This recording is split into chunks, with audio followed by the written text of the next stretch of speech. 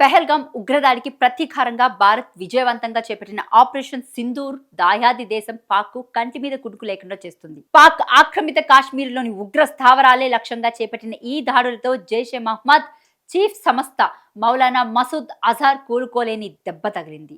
ఇప్పటికే అజార్ కుటుంబం మొత్తం హతమైన విషయం తెలిసిందే. తాజాగా ఆయన సోదరుడు ప్రస్తుతం జైషే నంబర్ 2గా ఉన్న ముఫ్తీ అబ్దుల్ రాఫ్ అస్గర్ ప్రాణాపాయ స్థితిలో ఉన్నట్లు తెలిసింది.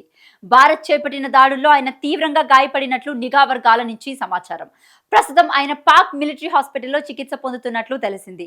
జమ్మూ కాశ్మీర్లోని పెహల్గంలో పర్యాటకులపై దాడికి పాల్పడి 26 మంది అమాయకుల ప్రాణాలు తీసిన ఉగ్రవాదులపై భారత్ ప్రతీకారం తీర్చుకున్న విషయం తెలిసిందే.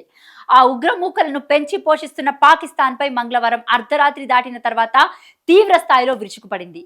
ఆపరేషన్ సింధూర్ పేరుతో ప్రతి దాడికి దిగి పాక్ ఆక్రమిత కాశ్మీర్తో పాటు పాకిస్తాన్లోని 3 ప్రధాన ఉగ్రవాద సంస్థలపై జైషే మహ్మద్, లష్కరే తైబా, హిజ్బుల్ ముజాహిద్దీన్లకు చెందిన 9 ఉగ్ర స్థావరాలను ధ్వంసం చేసింది. వాటిలోని అనేక మంది ముష్కర్లను తుదుముట్టించింది. భారత్ దాడుల్లో బహవల్పూర్లోని జైషే మహ్మద్ ప్రధాన కార్యాలయం పూర్తిగా ధ్వంసమైంది. ఈ దాడిలో 10 మంది మసూద్ కుటుంబ సభ్యులు, 4 సహాయకులు ప్రాణాలు కోల్పోయారు. జైషే చీఫ్ ప్రాణాలతోనే ఉన్నట్లు తెలిసింది.